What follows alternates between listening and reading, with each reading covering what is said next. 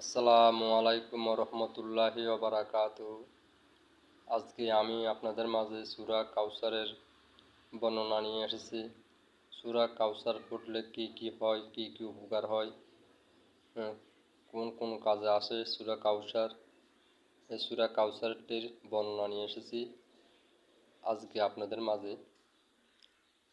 আমাদের নবী করিম সাল্লাল্লাহু আলাইহি ওয়াসাল্লাম বলেছেন, আমি ইন্তেকালের পরে সূরা কাউসার যে ব্যক্তি প্রথম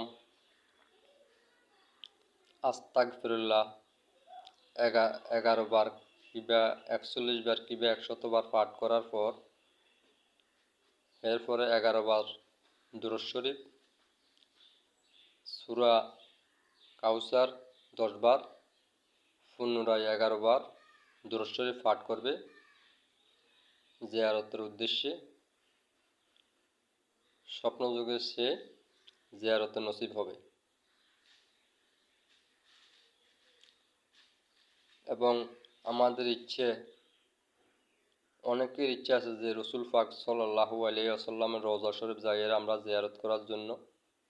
অনেকের অর্থ আছে, অনেকের অর্থ নাই, ওনারা যাইতে পারে না, অনেক টাকা পয়সার প্রয়োজন। যাদের অনেক টাকা পয়সার প্রয়োজন, যারা যাইতে পারে না, তাদের সবাইকে আমি বলছি তারাও এই কাজ করবেন। আর যাদের ইচ্ছা হয় যে আমি রসুল পাক সাল্লাল্লাহু আলাইহি ওয়াসাল্লামকে দেখতে চাই, উনি কীরকম ছিল কীরকম না ছিল, সেটা এটা কোনো মন গড়া গল্প নয়, এবং আমি হাদিস, আগের পুরানো হাদিস, আদি যুগের সে হাদিসের থেকে বলতে আসি। রসুল পাক সাল্লাল্লাহু আলাইহি ওয়াসাল্লাম নিজে আলী রাদিয়াল্লাহু তাআলাকে বলেছেন, তুমি এটা সবাইকে বলে দিও।